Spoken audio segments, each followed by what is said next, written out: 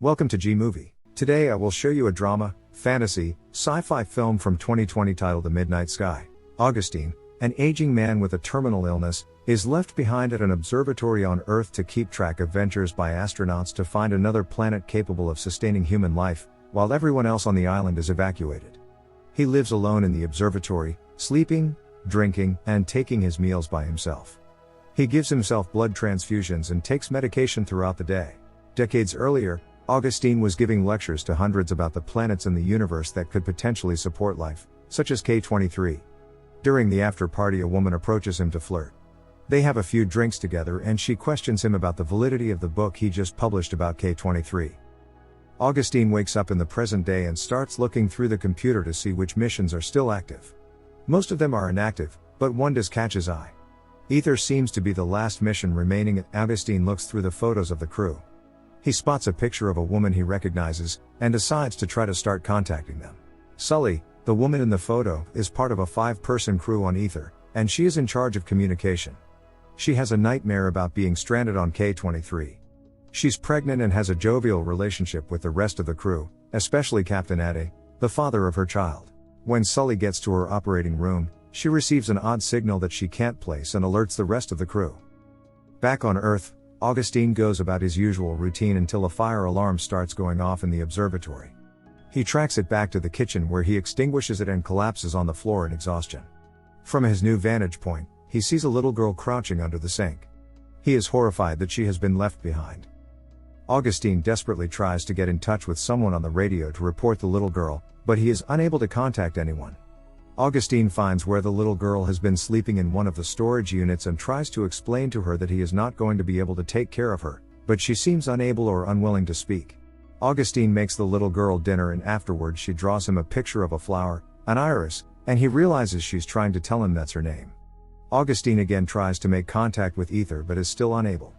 Iris tries to sleep with him in his room, but Augustine sets her up in a neighboring room. In the middle of the night, she comes back to Augustine's room and makes herself a little nest in the corner and sleeps on the floor. Ether has also been having problems with communication. They haven't been able to get in touch with any other ships or anyone on Earth. They are returning from their expedition on K23 with the finding that the planet can sustain human life. Iris watches Augustine do his blood transfusions and lays down in the chair next to his to look up through the roof of the observatory and watch the stars above them. Decades earlier, a young Augustine is working in his study when the same woman from the party scolds him about not answering her calls. She is unsatisfied with his excuse of having been working, and lies to him about calling to tell him she isn't pregnant after all. She tells him that he's so consumed with his work that he's wasting his life and neglecting the people that care about him. Present-day Augustine goes outside to check on the antenna in control of his communications and finds dozens of fallen, dying birds in the snow. He recognizes this as a sign that the bad air has already reached the observatory, far sooner than it was supposed to. He realizes that the antenna that they have at the observatory isn't strong enough to contact Ether, but the one at Lake Hazen, previously a weather station, is strong enough. He tells Iris that they've got to make their way to Lake Hazen not only to get away from the encroaching bad air, but is their only hope of contacting Ether before it's too late. Augustine outfits himself in several layers of heavy clothing and does the same for Iris, providing her with goggles and a breathing apparatus that he tells her to never take off for any reason. They pack up what they need most from the observatory and load it onto a jet ski. They take off from the observatory and head into the snowy tundra towards Lake Hazen.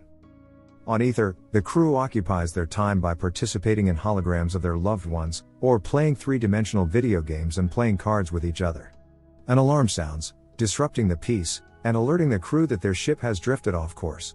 They're able to determine their exact location and a route back to Earth by using the signal coming from K23, but in order to get back home, their new route will take them through uncharted territory. Augustine and Iris spend that night in a tent in the snow. During their travels the next day they spot the ruins of a wrecked plane. Once Augustine sees a dead boy in one of the seats outside, he tells Iris to stay put while he checks out the rest of the wreckage. Inside he mostly finds debris, but as he starts to make his way back out, a dying man grabs his foot. The man is badly wounded and begs Augustine to save him. Outside, Iris's curiosity gets the best of her and she takes a peek at the body. She gets startled and goes to be with Augustine and the rest of the plane, but he shoos her back outside. Augustine shoots the man on the plane as he had asked him to do, putting him out of his misery.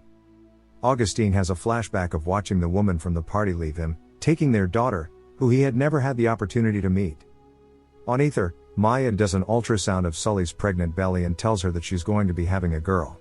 She informs the rest of the crew and they immediately start trying to cook up names. While traveling on the jet ski, Iris spots a bunker in the distance and they make their way to it. Augustine checks it out and decides it will be a good place to stay overnight.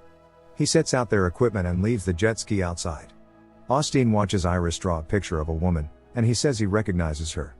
He tells Iris all the wonderful things he remembers about her, and Iris speaks for the first time, asking him if he loved her. That night, the bunker begins to flood as it sinks into the melting ice.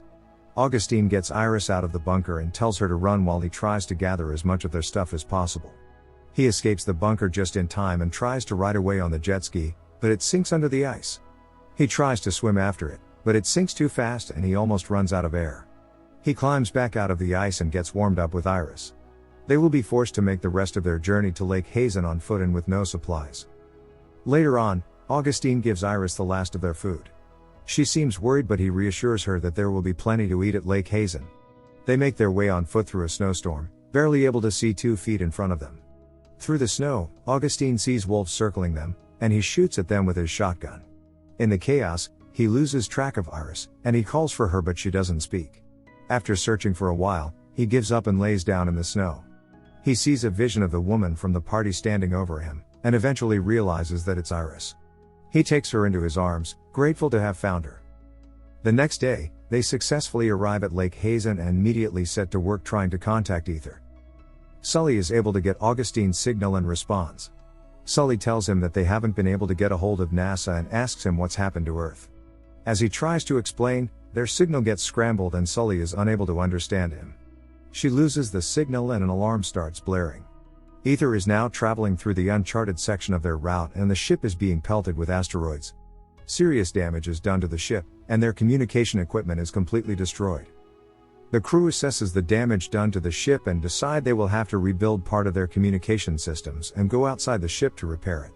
Maya, Sully, and Ade will be taking the walk, this being Maya's first time ever leaving the ship while being in space. Maya is extremely nervous, and throws up several times before they step outside.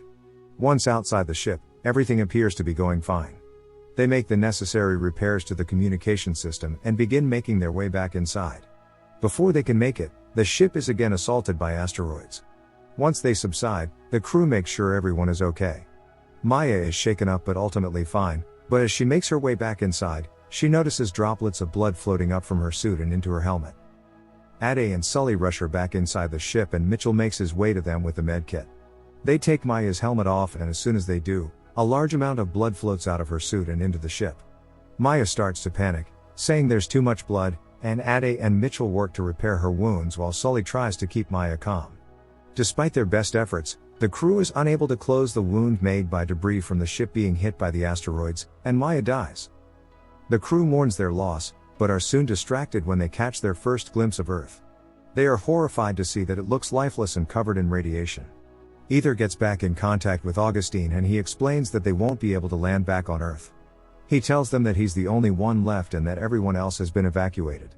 He tells them that there are no other active missions, and they are the only one left.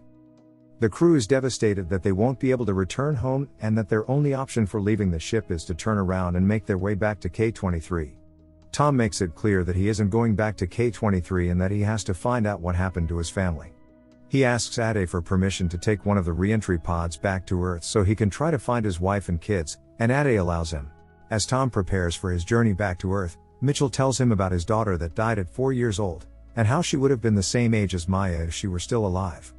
Mitchell asks if he can go back to Earth with Tom so he can return Maya's body, and Tom agrees.